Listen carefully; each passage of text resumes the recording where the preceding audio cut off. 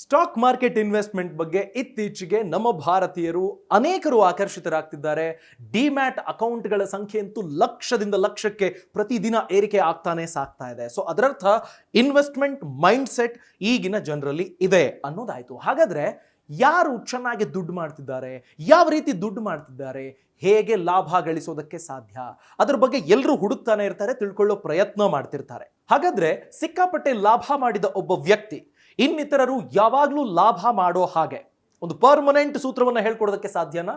ಖಂಡಿತ ಇಲ್ಲ. ಸ್ಟಾಕ್ ಮಾರ್ಕೆಟ್ನಲ್ಲಿ ಟಿಪ್ಸ್ಗಳಿಂದ ಅಥವಾ ಅವ್ರು ಯಾವುದೋ ಕಂಪನಿ ಮೇಲೆ ಹೂಡಿಕೆ ಮಾಡಿದ್ರು ನಾನು ಅದೇ ಕಂಪನಿ ಮೇಲೆ ಹೂಡಿಕೆ ಮಾಡ್ತೀನಿ ಅನ್ನೋದ್ರಿಂದ ಲಾಭ ಮಾಡೋದಕ್ಕೆ ಸಾಧ್ಯನಾ? ಇಲ್ಲ.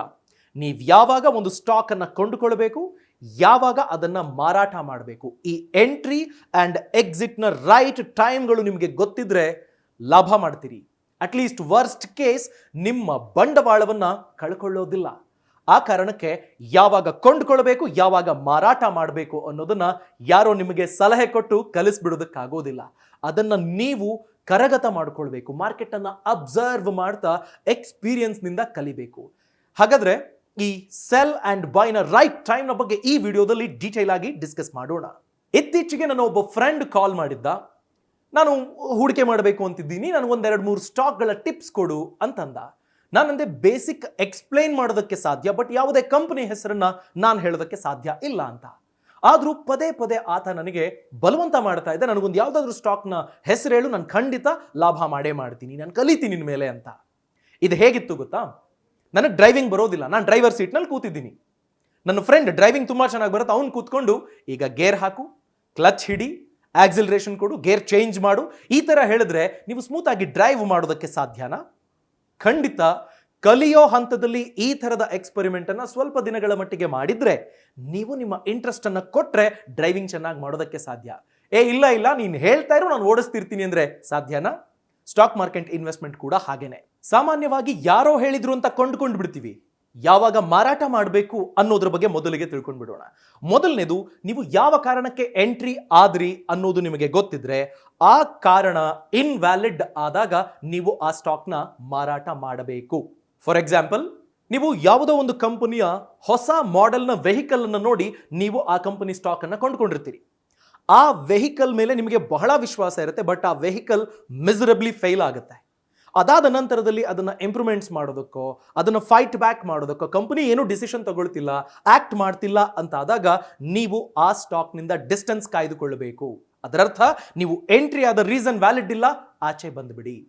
ಫಾರ್ ಎಕ್ಸಾಂಪಲ್, ಈಗ ಎಲ್ಲ ದೊಡ್ಡ ದೊಡ್ಡ ಆಟೋ ಮೇಕರ್ಸ್ ಕೂಡ ಎಲೆಕ್ಟ್ರಿಕ್ ವೆಹಿಕಲ್ಗಳ ಬಗ್ಗೆ ಮನಸ್ಸನ್ನು ಮಾಡ್ತಿದ್ದಾರೆ, ಬೇರೆ ಬೇರೆ ಥರದ ಮಾಡೆಲ್ಗಳನ್ನು ತರ್ತಾ ಇದ್ದಾರೆ, ಸೇಫ್ಟಿ ಪ್ರಿಕಾಷನ್ಸ್ ಬಗ್ಗೆ ಯೋಚನೆ ಮಾಡ್ತಿದ್ದಾರೆ, ಟೆಕ್ನಾಲಜಿಕಲ್ ಅಡ್ವಾನ್ಸ್ಮೆಂಟ್ಸ್ನ ಬಗ್ಗೆ ಯೋಚನೆ ಮಾಡ್ತಿದ್ದಾರೆ. ಯಾವುದೋ ಒಂದು ಕಂಪನಿ ಈಗ ನಾನು ಎಲೆಕ್ಟ್ರಿಕಲ್ ವೆಹಿಕಲ್ ಮಾಡೋದಿಲ್ಲ ಅಂತಂದ್ರೆ, ಅವರು ಒನ್ಸ್ ಈ ಬೇರೆ ಕಂಪನಿಗಳೆಲ್ಲ ಸೂಪರ್ ಡೂಪರ್ ಮಾಡೆಲ್ಗಳನ್ನು ತಂದಾಗ ಆ ಕಾಂಪಿಟೇಷನ್ ಅನ್ನು ಕೋಪ್ ಅಪ್ ಮಾಡೋದಕ್ಕಾಗೋದಿಲ್ಲ. ಸೊ ಅಂಥ ಟೈಮ್ನಲ್ಲಿ ಫ್ಯೂಚರಿಸ್ಟಿಕ್ ಆಗಿ ಯಾವ ಕಂಪನಿ ಇದೆ ಆ ಕಂಪನಿಯ ಬಗ್ಗೆ ನೀವು ಯೋಚನೆ ಮಾಡಬೇಕು. ಈಗ ಹೊಂದಿರುವ ಲಗೇಜ್ ಅನ್ನ, ಸೊ ಕಾಲ್ಡ್ ಸ್ಟಾಕ್ ಅನ್ನ ಇಳಿಸಬೇಕು. ಮುಂದಿನದು, ಯಾವಾಗಾದ್ರೂ ಒಂದು ಸ್ಟ್ರಕ್ಚರಲ್ ಚೇಂಜಸ್ ಬರ್ತಿದೆ ಅಂತಾದಾಗ ಆ ಸ್ಟ್ರಕ್ಚರಲ್ ಚೇಂಜ್ ನಿಮಗೆ ಎಂಥ ಒಳ್ಳೆ ಬದಲಾವಣೆಯನ್ನು ತರಬಹುದು ಅನ್ನೋದನ್ನು ತಿಳ್ಕೊಂಡು ಮಾರಾಟ ಮಾಡೋದ್ರ ಬಗ್ಗೆ ಯೋಚನೆ ಮಾಡಬೇಕು. ಕೆಲ ಸ್ಟ್ರಕ್ಚರಲ್ ಚೇಂಜ್ಗಳು ನಿಮಗೆ ಕಂಟಿನ್ಯೂ ಆಗೋದಕ್ಕೂ ಇಂಬು ಕೊಡುವಂಥವಿರ್ತವೆ. ಫಾರ್ ಎಕ್ಸಾಂಪಲ್, ಇವತ್ತು ನಾನು ಪೇಪರ್ ಅನ್ನು ಗಮನಿಸ್ತಾ ಇದ್ದೆ. ಟಾಟಾ ಕಂಪನಿ ಭಾರತದಲ್ಲಿ $300 ಮಿಲಿಯನ್ ಮೌಲ್ಯದ ಸೆಮಿ ಕಂಡಕ್ಟರ್ ಫ್ಯಾಕ್ಟರಿಯನ್ನು ಆರಂಭ ಮಾಡಬೇಕು ಅನ್ನೋದ್ರ ಬಗ್ಗೆ ಆಲೋಚನೆ ಮಾಡ್ತಿದ್ದಾರೆ. ಯಾಕೆ ಸೆಮಿ ಕಂಡಕ್ಟರ್ ಫ್ಯಾಕ್ಟರಿ ಅನ್ನೋದು ಇಂಪಾರ್ಟೆಂಟ್ ಅಂತ ನೀವು ಕೇಳಿದ್ರೆ, 2250 ಕೋಟಿ ಮೌಲ್ಯದ ಸೆಮಿ ಕಂಡಕ್ಟರ್ ಫ್ಯಾಕ್ಟರಿ ಇದೆಯಲ್ಲ, ಈಗಿರುವ ಚಿಪ್ ಶಾರ್ಟೇಜ್ ಅನ್ನ ಫೈಟ್ ಮಾಡೋದಕ್ಕೆ ಸಹಾಯಕವಾಗುತ್ತೆ. ಕಾರ್ಗಳ ಪ್ರೈಸ್ಗಳು ಯಾಕೆ ಜಾಸ್ತಿ ಆಗಿದ್ದು, ಟಿವಿ ರೇಟ್ ಯಾಕೆ ಜಾಸ್ತಿ ಆಗಿದೆ ಗೊತ್ತಾ? ಸೆಮಿ ಕಂಡಕ್ಟರ್ಗೆ ನಾವು ಇತರೆ ದೇಶಗಳ ಮೇಲೆ ಡಿಪೆಂಡ್ ಆಗಿದ್ದೀವಿ. ಸಪ್ಲೈ ಕಡಿಮೆ ಆದಾಗ ಪ್ರೊಡಕ್ಷನ್ ಕಡಿಮೆ ಆಗುತ್ತೆ. ಯಾವಾಗ ಪ್ರೊಡಕ್ಷನ್ ಕಡಿಮೆ ಆಗುತ್ತೋ, ಡಿಮಾಂಡ್ ಜಾಸ್ತಿ ಇದ್ದಾಗ ಇರುವ ಲಿಮಿಟೆಡ್ ಯೂನಿಟ್ಗಳನ್ನ ಎಕ್ಸ್ಟ್ರಾ ಪ್ರೈಸಿಗೆ ನಾವು ಮಾರಾಟ ಮಾಡಬೇಕಾಗಿ ಬಂದ್ಬಿಡುತ್ತೆ. ಆ ಕಾರಣಕ್ಕೆ ಟಾಟಾ ಆ ಥರದ ಆಲೋಚನೆ ಮಾಡ್ತಾ ಇದೆ. ಸೊ ಇದರಿಂದ ನಮಗೇನು ಅರ್ಥ ಆಗುತ್ತೆ? ಮುಂದಿನ ದಿನಗಳಲ್ಲಿ ಒಂದು ವೇಳೆ ಈ ಫ್ಯಾಕ್ಟರಿ ಜಾರಿಗೆ ಬಂದಿದ್ದೇ ಆದರೆ ಕಾರ್ಗಳಿಗೆ ತುಂಬಾ ಇಂಪಾರ್ಟೆಂಟ್ ಆಗಿ ಬೇಕಾಗುವಂಥ ಸೆಮಿ ಕಂಡಕ್ಟರ್ಗಳ ಪ್ರೈಸ್ ಕಡಿಮೆ ಆಗುತ್ತೆ. ನಾವು ಇತರೆ ದೇಶದ ಮೇಲೆ ಡಿಪೆಂಡ್ ಆಗೋದಿಲ್ಲ, ಆಗ ಬಿಸ್ನೆಸ್ಗೆ ಹೆಲ್ಪ್ ಆಗುತ್ತೆ. ಹೀಗೆ ನಾವು ಯೋಚನೆ ಮಾಡಬೇಕು. ಒಂದು ವೇಳೆ ಯಾವುದೋ ಒಂದು ಕಂಪನಿ ಈಗ ಬರುತ್ತೆ, ನಾನು ಟೈಪ್ ರೈಟರ್ ಮ್ಯಾನುಫ್ಯಾಕ್ಚರ್ ಮಾಡಿಬಿಡ್ತೀನಿ ಮುಂದಿನ 2 ವರ್ಷದಲ್ಲಿ ಅಂತಂದ್ರೆ, ಅದು ಸಸ್ಟೈನ್ ಆಗುವಂತಹ ಬಿಸ್ನೆಸ್? ಟೈಪ್ ರೈಟರ್ ಯಾರು ಕೊಂಡ್ಕೊಳ್ತಾರೆ? ಈಗ ಬೇಕಾ ಅದು? ಸೊ ಆಗ ನೀವು ಆ ಕಂಪನಿಯ ಸ್ಟ್ರಾಟಜಿಯನ್ನು ಅರ್ಥೈಸ್ಕೊಂಡು ಉಳಿಬೇಕಾ ಅಥವಾ ಸೆಲ್ ಮಾಡಬೇಕಾ ಅನ್ನೋ ಡಿಸಿಷನ್ ಕೈಗೊಳ್ಳೋದಕ್ಕೆ ಸಾಧ್ಯ ಆಗುತ್ತೆ. ಸೊ ಸ್ಟ್ರಕ್ಚರಲ್ ಚೇಂಜಸ್ನ ಬಗ್ಗೆ ತಿಳ್ಕೊಳ್ಬೇಕು. ಮುಂದಿನದು ಕಂಪನಿಯ ಫಂಡಮೆಂಟಲ್ಸ್. ಮೂಲಭೂತವಾಗಿ ನೀವು ಯಾವ ಕಾರಣಕ್ಕೆ ಕಂಪನಿ ಸ್ಟ್ರಾಂಗ್ ಅಂತ ಅಂದುಕೊಂಡಿದ್ರೋ ಅದರಲ್ಲಿ ಏನಾದರೂ ಬದಲಾವಣೆಗಳಾಗ್ತಿದ್ರೆ, ಅಥವಾ ಸಿಕ್ಕಾಪಟ್ಟೆ ಸಾಲ ಮಾಡ್ಕೊಂಡ್ಬಿಡ್ತು, ಯಾವುದೋ ಒಂದು ಮಾಡೆಲ್ ತಂತು ಫೇಲ್ ಆಯಿತು, ಇನ್ನೊಂದು ಮಾಡೆಲ್ ತಂದ್ರು ಫೇಲ್ ಆಯಿತು, ಕಂಟಿನ್ಯೂಸ್ಲಿ ಅವರು ಮಾಡೆಲ್ ಫೇಲ್ ಆಗ್ತಿದೆ, ರೆವೆನ್ಯೂ ಗ್ರೋತ್ ಚೆನ್ನಾಗಾಗ್ತಿಲ್ಲ, ಸೇಲ್ಸ್ ಚೆನ್ನಾಗಾಗ್ತಿಲ್ಲ, ಅವರ ಸರ್ವಿಸನ್ನು ಮಾರ್ಕೆಟ್ನಲ್ಲಿ ಯಾರು ತಗೊಳ್ತಾ ಇಲ್ಲ ಅನ್ನೋ ಥರ ಆದಾಗ, ಫಂಡಮೆಂಟಲ್ಸ್ ಯಾವಾಗ ಶೇಕಿ ಅಂತ ಅನಿಸೋದಕ್ಕೆ ಸ್ಟಾರ್ಟ್ ಆಗುತ್ತೆ, ಆಗ ನೀವು ಆ ಕಂಪನಿಯಿಂದ ದೂರ ಉಳ್ಕೊಳ್ಬೇಕಾಗತ್ತೆ. ಬೆಟರ್ ಸ್ಟಾಕ್ನ ಬಗ್ಗೆ ಯೋಚನೆ ಮಾಡಬೇಕಾಗತ್ತೆ. ಆ್ಯಂಡ್ ಬಹಳ ಬಹಳ ಇಂಪಾರ್ಟೆಂಟ್ ಇನ್ನೊಂದು ರೀಸನ್ ಇದೆ ಸೆಲ್ ಮಾಡೋದಕ್ಕೆ, ಇನ್ಸಫಿಷಿಯಂಟ್ ಫಂಡ್ಸ್. ಅಂದರೆ ನಿಮ್ಮ ಹತ್ರ 20,000 ರೂಪಾಯಿ ಹೂಡಿಕೆ ಮಾಡೋಕ್ಕಿತ್ತು, 10,000 ರೂಪಾಯಿ ಯಾವುದೋ ಕಂಪನಿ ಮೇಲೆ ಹಾಕ್ಬಿಟ್ಟಿದ್ದೀರಿ, ಇನ್ನು 10,000 ಬೇರೆ ಬೇರೆ ಕಡೆ ನೀವು ಇನ್ವೆಸ್ಟ್ ಮಾಡ್ಕೊಂಡಿದ್ದೀರಿ. ಈ 10,000 ರೂಪಾಯಿ ಹಾಕಿರುವಂತಹ ಕಂಪನಿ ಇದೆಯಲ್ಲ, ಅದು ನಿಮಗೆ ಬೆಳೆದೇ ಇಲ್ಲ. ಅದಕ್ಕಿಂತಲೂ ವ್ಯಾಲ್ಯೂಯಬಲ್ ಕಂಪನಿ ಒಂದು ಈಗ ಒಳ್ಳೆ ಡಿಸ್ಕೌಂಟ್ ಪ್ರೈಸ್ಗೆ ನಿಮ್ಗೆ ಸಿಗ್ತಿದೆ ಸ್ಟಾಕ್ಗಳು ಅಂತ ಆದಾಗ, ಆಗ ನೀವು ಡಿಸಿಷನ್ ತಗೊಳ್ಬೇಕು. ಈಗಾಗಲೇ ಏನೂ ಇಂಪ್ರೂವ್ಮೆಂಟ್ ಇರದಂತಹ, ಎಲ್ಲೋ ಒಂದು ಕಡೆ ಸ್ಟಕ್ ಆಗಿರುವಂತಹ, ಡೆಡ್ ಎಂಡ್ನ ಕಡೆಗಿರುವಂತಹ ಈ ಇನ್ವೆಸ್ಟ್ಮೆಂಟನ್ನು ನೀವು ಪ್ರೋಗ್ರೆಸಿವ್ ಇರೋ ಕಡೆಗೆ ಡೈರೆಕ್ಟ್ ಮಾಡಬೇಕಾಗುತ್ತೆ. ಸೊ ಅಂಥ ಟೈಮ್ನಲ್ಲೂ ನೀವು ನಿಮ್ಮ ಬಳಿ ಇರುವಂತಹ ಅಂಥ ಇನ್ಆಕ್ಟಿವ್ ಸ್ಟಾಕ್ಗಳೇನಿರ್ತವೆ ಅವುಗಳ ಇನ್ವೆಸ್ಟ್ಮೆಂಟನ್ನು ತೆಗೆದು ಒಳ್ಳೆ ಕಡೆಗೆ ನೀವು ಇನ್ವೆಸ್ಟ್ ಮಾಡಬೇಕಾಗುತ್ತೆ. ಆಗ ನೀವು ಸೆಲ್ ಮಾಡಬೇಕು. ನೋಡಿ, ಇಲ್ಲಿವರೆಗೆ ನಾವು ಡಿಸ್ಕಸ್ ಮಾಡಿರುವ ಎಲ್ಲ ಅಂಶಗಳನ್ನು ಸೂಕ್ಷ್ಮವಾಗಿ ನೀವು ಗಮನಿಸಿ. ಆ್ಯಂಡ್ ಯಾವುದಾದ್ರೂ ಕಂಪನಿಯ ಹೆಸರನ್ನು ಪ್ರಸ್ತಾಪ ಮಾಡಿದಾಗ ಅದು ಶಿಫಾರಸು ಅಲ್ಲ, ನಿಮಗೆ ಎಜುಕೇಷನ್ ಪರ್ಪಸ್ಸಿಗಾಗಿ ಮಾತ್ರ ಹೇಳಲಾಗಿದೆ, ಅದನ್ನು ನೆನ್ಪಿಟ್ಕೊಳ್ಳಿ. ಸೊ ನಾವು ಸೆಲ್ನ ಬಗ್ಗೆ ತಿಳ್ಕೊಂಡ್ವಿ. ಮುಂದಿನದು ಯಾವಾಗ ಖರೀದಿ ಮಾಡಬೇಕು ಅನ್ನೋದ್ರ ಬಗ್ಗೆ ನಾವು ತಿಳ್ಕೊಳ್ಬೇಕು. ಅಂದರೆ ಯಾವಾಗ ನಾವು ಬೈ ಮಾಡಬೇಕು ಅಂತ. ಇದನ್ನು ನಾನು ಬೇರೆ ಥರ ಹೇಳ್ತೀನಿ. ಯಾವಾಗ ನೀವು ಬೈ ಮಾಡೋ ಉಸಾಬರಿಗೆ ಹೋಗಬಾರ್ದು. ಮಾರ್ಕೆಟ್ನಲ್ಲಿ ನಿಮ್ಮನ್ನ ಬೈ ಮಾಡೋದಕ್ಕೆ ಪ್ರೇರೇಪಿಸುವಂಥ ಅನೇಕ ವಿಚಾರಗಳಾಗ್ತವೆ. ಅಂಥ ಸಂದರ್ಭದಲ್ಲಿ ನೀವು ಯಾವಾಗ ಸ್ಮಾರ್ಟ್ ಆಗಿ ಯೋಚನೆ ಮಾಡಿ ಆ ಬೈ ಡಿಸಿಷನ್ ಇಂದ ದೂರ ಉಳಿಬೇಕು ಅನ್ನೋದನ್ನ ತಿಳ್ಕೊಳ್ಳೋಣ. ಮೊದಲನೆಯದು, ಯಾವಾಗ ನೀವು ಕಂಪನಿಯನ್ನ ಗಮನಿಸ್ತಾ ಇರ್ತೀರಿ, ಅದು ವಾರದಲ್ಲಿ 2-3 ಸತಿ 52 ವೀಕ್ ಹೈ ಅನ್ನ ಕ್ರಾಸ್ ಮಾಡ್ತಿದೆ, ಹೊಸ ರೆಕಾರ್ಡ್ಗಳನ್ನು ಮಾಡ್ತಿದೆ ಅಂದಾಗ ನೀವು ಗಮನಿಸಬೇಕಾಗಿರೋದು ಅಂಥ ಸ್ಟ್ರಕ್ಚರಲ್ ಚೇಂಜ್ ಏನು ಅಂತ. ನಿಮಗೆ ಬಹಳ ಚೆನ್ನಾಗಿದೆ, ಲಾಂಗ್ ರನ್ ಉಳಿಯುತ್ತೆ ಅನ್ನೋ ಥರ ಸ್ಟ್ರಕ್ಚರಲ್ ಚೇಂಜ್ ಇದ್ರೆ ನೀವು ಕೊಂಡುಕೊಂಡ್ರೂ ಪರವಾಗಿಲ್ಲ. ಅಂದರೆ ನೀವು ಎಷ್ಟು ರಿಟರ್ನ್ಸ್ ಅನ್ನು ಎಕ್ಸ್ಪೆಕ್ಟ್ ಮಾಡ್ತಿದ್ದೀರಿ, ಯಾವ ಟೈಮ್ ಲೈನ್ನಲ್ಲಿ ಎಷ್ಟು ಮಟ್ಟಿಗೆ ಈ ಡಿಸೈನ್ ಸ್ಟ್ರಾಂಗ್ ಆಗಿದೆ ಅನ್ನೋದ್ರ ಬಗ್ಗೆ ತಿಳ್ಕೊಂಡು ನೀವು ಮುಂದುವರಿಬೇಕಾಗುತ್ತೆ, ಅಥವಾ ಆ ಬಿಸ್ನೆಸ್ ಸ್ಟ್ರಾಂಗ್ ಆಗಿದೆ ಅನ್ನೋದನ್ನ ತಿಳ್ಕೊಂಡು ಮುಂದುವರಿಬೇಕಾಗತ್ತೆ.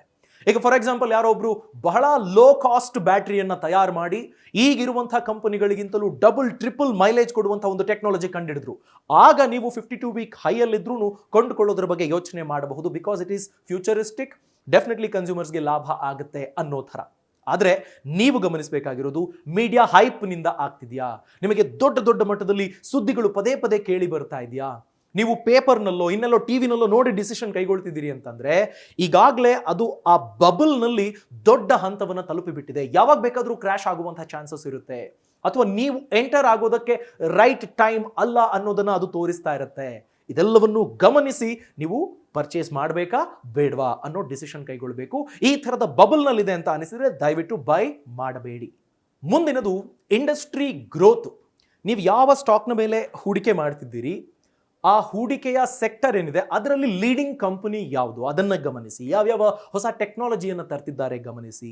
ಫ್ಯೂಚರಿಸ್ಟಿಕ್ ಆಗಿ ಇದೆ ಅಂತ ಅನಿಸಿದ್ರೆ ನೀವು ಮುಂದುವರಿಬಹುದು. ಈಗ ನೋಡಿ, ನಾನು ಆಗಲೇ ಹೇಳ್ತಿದ್ದಲ್ಲ ಟೈಪ್ ರೈಟರ್ ಎಕ್ಸಾಂಪಲ್, ಅದೇ ರೀತಿ ಈಗ ಮೊಬೈಲ್ ಕ್ಯಾಮ್ರಾಗಳು ಬೇರೆ ಬೇರೆ ಕ್ವಾಲಿಟಿಯದ್ದು ನಮಗೆ ಸಿಗ್ತಿದೆ. ಸಿಕ್ಕಾಪಟ್ಟೆ ಕಾಸ್ಟ್ಲಿ ಕ್ಯಾಮ್ರಾಗಳೆಲ್ಲ ಈಗ ಬರ್ತಿದೆ, ಒಳ್ಳೊಳ್ಳೆ ಟೆಕ್ನಾಲಜಿಯದ್ದು. ಅಂದರೆ ಒಬ್ಬ ಸಾಮಾನ್ಯ ವ್ಯಕ್ತಿ ಮೊಬೈಲ್ ಕ್ಯಾಮ್ರಾಯಿಂದ ಹ್ಯಾಪಿ ಇದ್ದಾನೆ, ಒಳ್ಳೆ ಫೋಟೋಸ್ ಸಿಗುತ್ತೆ. ಅದೇ ನಾನು 10 ವರ್ಷಕ್ಕೆ ಮುಂಚೆ ಯೋಚನೆ ಮಾಡಿದರೆ ಮೊಬೈಲಲ್ಲಿ ಅಂಥ ಒಳ್ಳೆ ಕ್ಯಾಮ್ರಾ ಇರ್ತಿರಲಿಲ್ಲ, DSLR ಕ್ಯಾಮ್ರಾ ತಗೊಳ್ತಿದ್ದೆ ಸ್ಪೆಷಲ್ ಅಕೇಶನ್ಸ್ಗೆ ಫೋಟೋ ತೆಗೆಯೋದಕ್ಕೆ ಅಂತ. ಆದರೆ ಈಗ DSLR ಕ್ಯಾಮ್ರಾಗಳು ಯಾರೋ ಟೆಕ್ನಿಷಿಯನ್ ಮಾತ್ರ ಕೇಳ್ತಾರೆ ಸ್ಟುಡಿಯೋದಲ್ಲಿ, ಅಥವಾ ದೊಡ್ಡ ಮಟ್ಟದ ಇವೆಂಟ್ ಮ್ಯಾನೇಜ್ಮೆಂಟ್ ಮಾಡೋರು. ಆದರೆ ನಾರ್ಮಲ್ ಮನುಷ್ಯ he is happy with smartphone. So ಇನ್ನು 10 ವರ್ಷದ ನಂತರದಲ್ಲಿ DSLR ಟೆಕ್ನಾಲಜಿಯನ್ನು ನಾನು ಇನ್ನೇನೋ ಬೇರೆ ಥರ ತರ್ತೀನಿ, ಸಿಕ್ಕಾಪಟ್ಟೆ ಚೆನ್ನಾಗಿರೋ ಕ್ಯಾಮ್ರಾ ಮಾಡ್ತೀನಿ ಅಂತಂದರೆ ಅದು ಡಿಮಾಂಡನ್ನು ಸಸ್ಟೈನ್ ಮಾಡುತ್ತಾ? ಡಿಮಾಂಡ್ ಇರುತ್ತಾ ಅದಕ್ಕೆ? ಖಂಡಿತ ಇಲ್ಲ. I don't think so. ಯಾಕೆ ಅಂತಂದ್ರೆ ಮೊಬೈಲ್ನಲ್ಲಿ ಇಷ್ಟು ಒಳ್ಳೊಳ್ಳೆ ಟೆಕ್ನಾಲಜಿ ಬರ್ತಾ ಇದೆ. ಸೊ ಮುಂದಿನ ದಶಕದಲ್ಲಿ ನಮಗೆ ಸಿಗುವಂತಹ ಮೊಬೈಲ್ನಲ್ಲಿ ಅನೇಕ ಬೆಟರ್ ಆಪ್ಷನ್ಸ್ ಸಿಗಬಹುದು. ಸೊ ಆ ಕಾರಣಕ್ಕೆ ಮೊಬೈಲ್ ಕ್ಯಾಮ್ರಾದಲ್ಲಿ ಎಲ್ಲವೂ ಸಿಗುತ್ತೆ ಅನ್ನೋದಾದ್ರೆ ನಾನು ಯಾಕೆ DSLR ಮೇಲೆ ಅದಕ್ಕೆ ಅಂತಾನೆ ಇನ್ವೆಸ್ಟ್ ಮಾಡಲಿ ಅನ್ನೋ ಮನಸ್ಥಿತಿ ಬರಬಹುದು. ಈಗ ನೀವೇ ಯೋಚನೆ ಮಾಡಿ, ಎಷ್ಟೋ ಜನ ಈಗ ಟ್ಯೂಷನ್ಗಳ ಬಗ್ಗೆ ಎಲ್ಲ ಯೋಚನೆ ಮಾಡಿರ್ಬೋದು, ನಾನು ಟ್ಯೂಷನ್ ಸೆಂಟರ್ ಮಾಡ್ತೀನಿ ಅಂತ. ಈಗ ಎಷ್ಟೋ ಅಪ್ಲಿಕೇಶನ್ಗಳಿದ್ದಾವೆ. ಸೊ ನಾವು ಒಂದು ಟ್ಯೂಷನ್ ಮಾಡ್ತೀವಿ ಅನ್ನೋ ಬಿಸ್ನೆಸ್ನ ಎಷ್ಟರ ಮಟ್ಟಿಗೆ ಸ್ಕೇಲ್ ಅಪ್ ಮಾಡೋದಕ್ಕೆ ಸಾಧ್ಯ ನಾವು? ಸೊ ಈ ಥರದ ಜನರ ಅಗತ್ಯತೆಗಳೇನಿದೆ, ಅದಕ್ಕೆ ಕಂಪನಿಗಳು ಹೇಗೆ ಆಕ್ಟ್ ಮಾಡ್ತಿವೆ, ಇದೆಲ್ಲವನ್ನು ಗಮನಿಸಿ ನಾವು ಮುಂದುವರಿಬೇಕಾಗುತ್ತೆ. ಇನ್ನು ಕೆಲ ಕಂಪನಿಗಳಿರ್ತವೆ, ನೀವು ಯಾವ ಟೈಮ್ನಲ್ಲಿ ಹೂಡಿಕೆ ಮಾಡಿದ್ರೂ ಅವು ಸೂಪರೇನೆ. ಅಂಥ ಕಂಪನಿಗಳನ್ನು ಸಹ ನೀವು ಸ್ಟಡಿ ಮಾಡಿ ಲಿಸ್ಟ್ ಔಟ್ ಮಾಡಿಕೊಂಡು ಅದು ಒಳ್ಳೆ ಪ್ರೈಸಿಗೆ ಸಿಕ್ಕಾಗ ನೀವು ಎಂಟರ್ ಆಗ್ತಾ ಹೋಗಬಹುದು.